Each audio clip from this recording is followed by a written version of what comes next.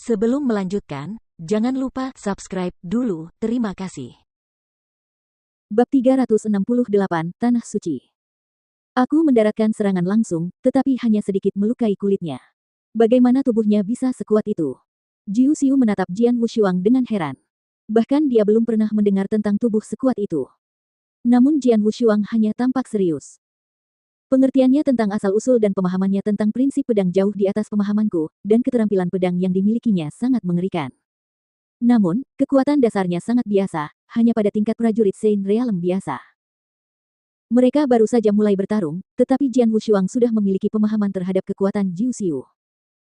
Jika kita bandingkan kemampuan, aku bukanlah lawannya, jadi aku harus mengandalkan kekuatan absolut untuk menghancurkannya. Mata Jian Wushuang berkilat. Keterampilan rahasia Asura, jembatan ketidakberdayaan.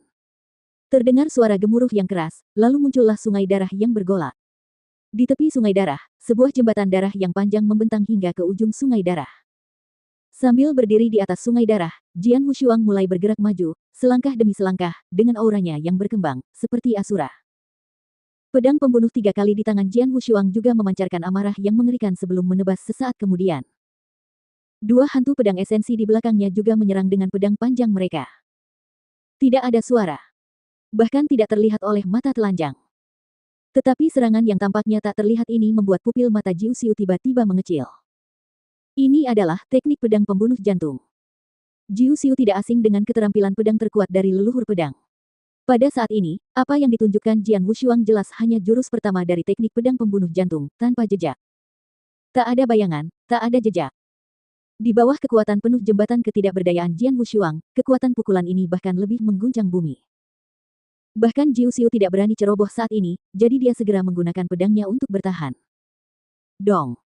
Suara gemuruh yang dahsyat bergema. 2 kekuatan mengerikan bertabrakan dengan dahsyat.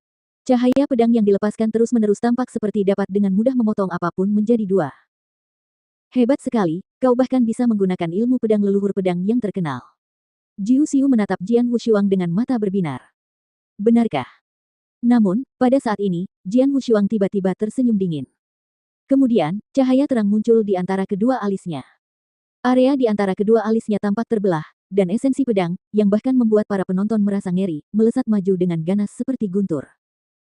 Kemunculan bayangan pedang ini begitu tiba-tiba, bahkan Jiu Xiu pun tidak mampu langsung bereaksi. Teknik pedang mata pikiran. Jiu Xiu mengenali keterampilan pedang Jian Wushuang, tetapi dia hampir tidak mampu menggerakkan tubuhnya ke samping pada saat-saat terakhir. Esensi pedang yang sangat cepat langsung menghantam bahunya, meninggalkan lubang menganga. Sosok Jiu Xiu juga dipaksa mundur dengan kasar oleh esensi pedang ini dengan cara yang sama sekali tidak anggun.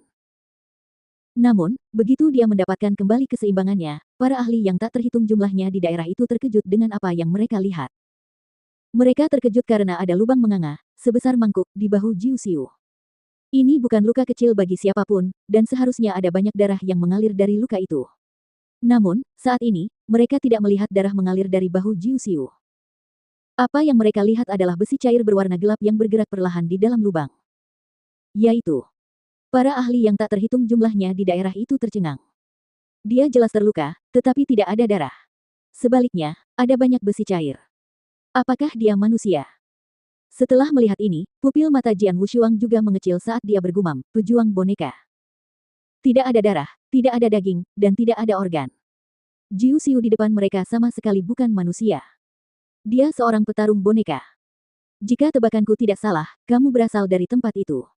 Sambil menatap Jiu Xiu di depannya, Jian Wushuang berkata dengan suara rendah dan berat, Tanah Suci. Tanah Suci. Adapun para pakar yang menyaksikan, demikian pula para pendekar muda yang datang mengikuti seleksi, semuanya tampak bingung. Mereka belum pernah mendengar tentang Tanah Suci ini.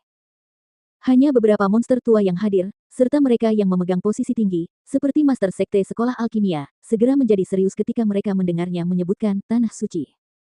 Tanah Suci. Benua legendaris di pusat dunia ini dan surga bagi para ahli. Gumam Wang Yan. Sebagai Master Sekte Sekolah Alkimia, Wang Yan mengetahui tentang keberadaan Tanah Suci. Dia tahu bahwa dunia tempat dia berada itu luas, namun 99% dari dunia itu ditutupi oleh lautan luas. Tersebar di lautan luas, terdapat sebagian kecil daratan, dan benua Nanyang hanyalah sebagian kecil saja. Selain benua Nanyang, ada banyak tanah serupa di dunia ini yang juga dipenuhi oleh para pejuang. Tentu saja, tidak ada kekurangan ahli. Namun, inti dunia yang sebenarnya adalah Tanah Suci. Dikatakan bahwa wilayah Tanah Suci yang luas jauh lebih unggul daripada benua Nanyang. Karena lokasinya yang berada di pusat dunia, energi spiritual di sana lebih murni dan lebih berlimpah daripada di tempat lain. Oleh karena itu, berkultivasi di Tanah Suci lebih baik daripada di tempat lain. Oleh karena itu, jumlah ahli di Tanah Suci adalah sesuatu yang tidak dapat ditandingi oleh benua Nanyang. Dengan menggunakan metafora, benua Nanyang bagaikan sungai biasa, sedangkan Tanah Suci bagaikan lautan luas. Tidak ada perbandingannya. Banyak monster tua di benua Nanyang, yang kekuatannya telah mencapai puncak alam suci dan telah menjadi ahli puncak di benua Nanyang, akan pergi ke Tanah Suci yang luas begitu mereka merasa tidak ada lagi yang bisa mereka kejar di benua Nanyang. Dalam sejarah sekolah alkimia, ada beberapa ahli puncak yang telah pergi ke Tanah Suci. Adapun Jian Wushuang, setelah kekuatannya mencapai tingkat tertentu dan dia mengembangkan pemahaman yang lebih dalam tentang tanah leluhur, dia menyadari bahwa garis keturunan leluhur pedang begitu menakjubkan sehingga tempat kecil seperti benua Nanyang tidak dapat menampungnya. Oleh karena itu, Jian Wushuang menduga bahwa ada dunia yang luas di luar benua Nanyang. Adapun pengetahuannya yang sebenarnya tentang keberadaan Tanah Suci, ia membacanya dalam surat yang ditinggalkan ayahnya. Surat itu menyebutkan bahwa ayahnya telah meninggalkan benua Nanyang dan pergi ke Tanah Suci. Tanah Suci merupakan tempat para ahli berkumpul. Pada puncaknya, garis keturunan leluhur pedang adalah salah satu penguasa di Tanah Suci. Kekuatan yang telah menghancurkan Tanah Suci juga telah berada di Tanah Suci. Adapun Jiu Xiu di depannya, tidak peduli apakah itu persepsi tentang asal, keterampilan pedang yang dia tunjukkan, atau teknik yang dia gunakan untuk mengambil jiwa pedang Jian Nantian, semuanya berada di luar jangkauan benua Nanyang. Oleh karena itu, Jian Wushuang yakin dia berasal dari Tanah Suci.